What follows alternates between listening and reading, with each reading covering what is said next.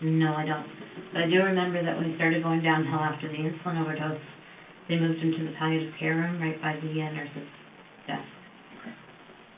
And at what point of the day do you think that you, sorry, I think you said this already, but just to confirm, what time of the day do you think it was when you had injected him? When I injected him? It was afternoon. I think it was 4:30, 5:30. Okay. All right. And what was his reaction to receiving the insulin? Again, it was just kind of like, oh, okay. I just said, the doctor wants you to have a vitamin shot. That's what I usually say. And was he able to communicate? Was he verbal? He was verbal. Could converse? Not totally, but he could say some things, yes. Okay. All right. And did he question his vitamin shot at all? No. Okay. And he passed away the next day? Yeah. Okay. So, being that you weren't there when he had passed away, you wouldn't have been the one checking the boxes. That's right. So, you know, by chance, what nurse would have been responsible for Burnett? No, I don't. No? Okay. Did you ever have any concerns that he didn't pass away while you were working and that, you know, suspicion may arise? No, I didn't. Well, yes, I did a little bit. I always wondered if they'd find the site where I gave the shot and something, you know, there'd be an investigation. I always wondered that. Right. But other than that, no. And even though it passed through your mind, did you just continued on about your duties? Yeah. Okay. And do you remember what part of the body he would have been injected in? Maybe the leg. Because at that point he didn't have a lot of body fat, so. Maurice didn't? He didn't know. And when you give a subcutaneous injection, it goes in to the body fat, so. Okay. And you documented that he was a cancer patient? Yes. Okay. Do you remember what type of cancer he had? I think it was prostate. Prostate? Prostate, yes. Okay. And what did the outcome hold for his future as far as the cancer in his body? He was dying. How old do you think Maurice was? 75, 76. Okay. And sorry, he was in a double room? Yeah, I believe it was a double room, yeah. Okay. Do you remember who you had been working with that day? No. Same supervisor or the church or the head nurse? No. Sorry, that's okay. It's so far. It's a long time ago. Yeah. I mean, obviously it's a significant event in your life, but it's a long time ago. Yeah. So I'm not concerned that you can't remember every question that I ask you. If you can do the best that you can, that's all I can ask for. Okay. Okay. Anything else you can remember about Maurice at all? Not really, no. No. Okay. Do you know if he was a coroner's case? There were people who loved him, that's what I remember. I don't know if he was a coroner's case. Who loved Maurice? Who did you know that would come visit him? He had friends that would come and visit him, that were like family to him. A man and a woman, that's all I remember. And how did it make you feel when Maurice passed away? Not good. And what happened from there? Well, I wasn't there when he passed away. I didn't work that day. Do you remember if you worked the next day? I might have. I know when I found out that he died, I looked to see how long it took him. I read the notes and stuff to see what it got. Okay. I'm just getting a point out to fit you with. Yeah, no problem. Whatever you need. So after you found out he had passed, you kind of read through the documents and... Yeah. Do you remember seeing anything that kind of said, oh, you know... No. This isn't a good thing for me, or... No. Okay, so... And even if I had, I couldn't have altered them. You could have, or could not. Okay. The next person on your list is Helen Matheson. Yeah. Okay. So you go from September or October to 07. Yeah. And then Helen was 2011. Yeah. What happened between those years? I think you'll see that Was there some attempts? In 08 and 09? Yeah. Okay. Okay. And we'll get to those. Yeah. Okay. Helen, I don't remember a lot about. She was very quiet, very determined. Just seemed to be waiting to die. Mm-hmm. Again, I had that feeling that, this is one. Mm-hmm. And I made a bit of a fuss about her that night because she was very lucid. Mm-hmm. And we talked about how much she liked blueberry pie and ice cream. Okay. So on my break, I went to Walmart. I got a small blueberry pie and some ice cream, mm-hmm. and brought it to her. And she ate 3 or 4 bites. Yes. And then that night I overdosed her. Because, like I said, I had that feeling that it was her time to go. And what do you mean by that? Do you think she was towards the end of her life at that point? I know that she was the person to go to. Okay. And that was in your mind, in your stomach? Where was that feeling? In my chest area. And after I did it, I got that laughter. When would you feel that laughter? Would you feel it right after you injected it, or once the person passed away? Both. Yeah. Both. Okay. And Helen was, you did hear that she wasn't a diabetic? No. Okay. Just out of curiosity, how much insulin would it take to kill someone See, I that don't wasn't know. a diabetic, or I don't know. you don't know that? No. So it's kind of hit and miss. You didn't know that as a nurse, that this amount, or? No, there is no set amount. Okay. And I'm just, I Yeah. simply just don't know that No, answer. there is so no that's set fine. amount. Okay. Alright, so different people would react differently to different amounts, is that fair to say? Yes, Okay. yeah, And it would obviously make a difference if they were diabetic or not a diabetic? yeah. I believe she died the next day. And it said, I don't know, here the doctor declared her to be palliative, and she died 2 days later. 2 days later, okay. And do you remember how much insulin that you had given her? 60? I don't know. And where would you have gotten that from? From the same supplies you Same. always get it. Okay. Do you remember where Helen was in Crescent Care? Yes, she was on the south wing, and probably about 4 doors down from the nurse's station, in a double room on the right-hand side. If you were facing the end, she was on the right-hand side. You don't say a lot of negative things about Helen here. Did you get along with her okay? Did she ever do anything to harm you, or? No, she was very quiet. It was just, I got that feeling that this, she's next, it's her time to go.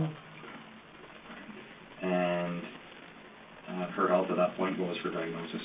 She was, I couldn't tell you her diagnosis, just that she didn't get out of bed a lot, and she had to be fed her food and fed her pills. So she was near her end of life. How old do you think Helen was when this happened? I'd say about 85 or 86. And do you remember what doctor were you there when she passed away 2 days later? I don't think so. You don't think so? So you wouldn't be which doctor pronounced her, you No. wouldn't be too sure? Once I gave the insulin overdose, unless I was there for the shift that died, I just kind of laid low and didn't, have anything to do with them. So if you issued an insulin injection to somebody, Helen for instance, do you remember where Helen was injected? Probably her arm. Okay. So do you remember if she had a reaction at all? A reaction? You know, if she confronted you in what you were doing at all? Was she able to? She might have said ow. Was she used to getting insulin or needles? I don't know if she was. All right. But she wasn't combative or she didn't confront you and ask you what you were doing? No. Okay. All right. And you said once you gave them their insulin, I tried to stay away from it. Sometimes I was very interested to see what was happening. Mm-hmm. I would just try to stay away from it. Okay. Would you ever go back into their rooms while they were still alive to see kind of how they were progressing through the? If they were my charge, yes, I had to. Okay. Even though you had attempted to take their lives. Yeah. Okay. And you would, what kind of symptoms would they show? Is it different for everyone, or? Well, usually they'd get very diaphoretic, red. They could lose consciousness. They'd shake. Some people, one person had a seizure. I think it was just one person. 2 people stroked right out. Right after receiving the? Not right after, but they stroked out. Over time. Actually, 3 people, because they believe James stroked out as well. So. Mr. Silcox. Mr. Silcox, yeah. Okay. Okay. November 2011. Mhm. Mary Zerlinski, is that? Yeah. How you recall her last name being pronounced? Yeah. And this was at Crescent Care? Yeah. Okay, and you said that she wasn't a diabetic, but she had dementia? That's right. Okay. But she could talk and communicate a lot. Mary could? Yeah, she was feisty. Was she? Yeah. She didn't hurt the nurses or anything. She was just very outspoken and feisty. And one night she said, I'm going to die tonight. Mary said that? Yeah. And I said, oh. And she said, yeah, why don't you get me into the deathbed so I can die? And I said, are you sure? And she said, yeah, put me to bed. I'm going to die. So I said, okay. And I went to the other nurse that was working with me. And she said, oh, okay, well, let's put her inside the care room if that's what you want. So we did. And then I thought, well, she must be the next one. Mm-hmm. I had a feeling inside of me she must be the next one. Because she was saying she was going to die, but there's no signs she was going to die. So I gave her an overdose of insulin. And she became palliative and she died. I think it's been a couple of days. I think. Yeah, since she's died, that's not me, that's what you need to know about here. But,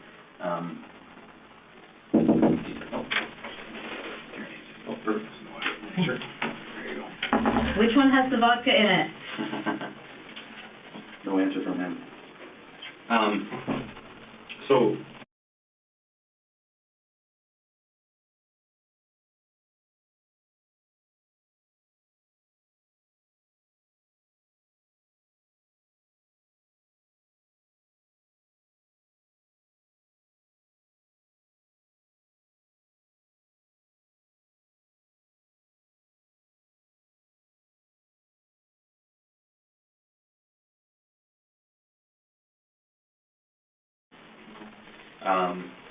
Where was that in relation to where she was? Like, where was Mary in Christmas? She was down the south wing, a couple of rooms down from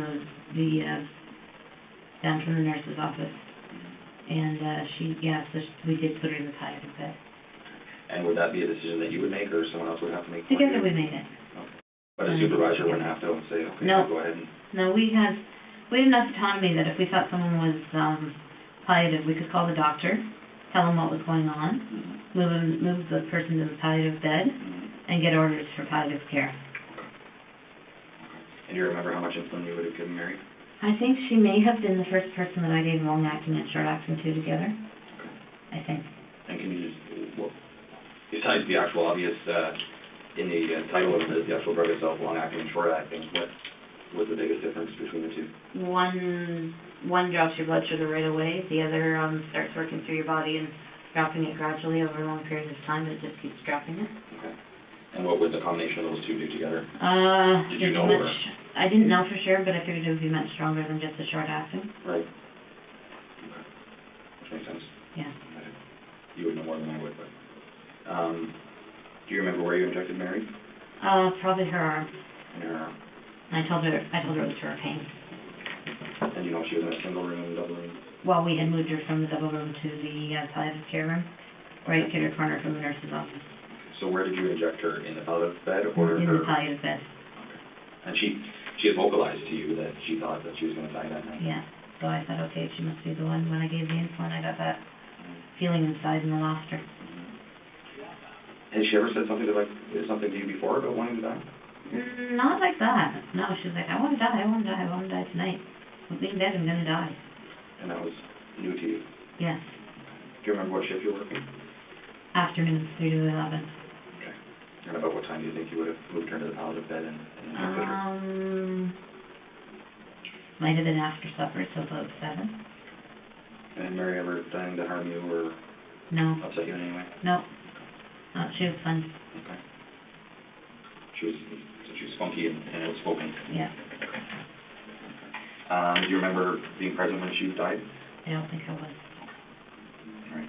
And therefore probably wouldn't be a part of checking the boxes? No, I didn't do the boxes for her. Okay. Who was there to see Mary on a regular basis? Who came to see Mary? I don't know. No? I don't know. Do you know if she had family? Maybe a son, but I don't know.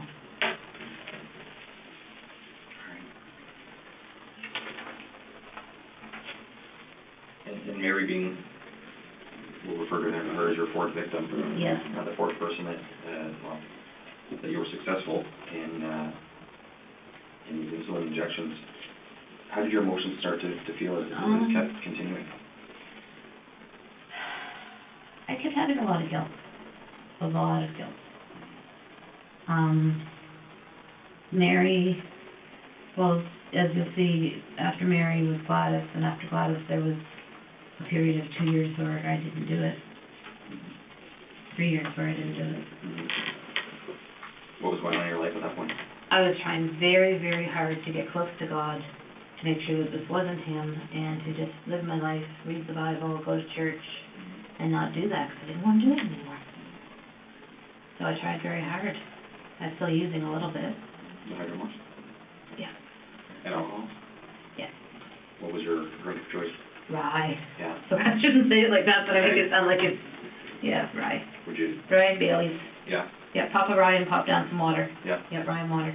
Okay. And